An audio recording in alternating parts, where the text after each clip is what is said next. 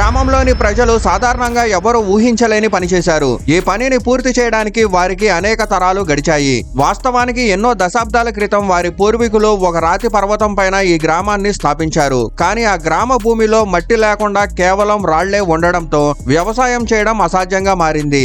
అలాగే వారి అనేక తరాల ప్రజలు తమ వెన్నుపైన మట్టిని మోసుకుంటూ పైకి తెచ్చి మొత్తం పర్వతం పైన పరిచారు.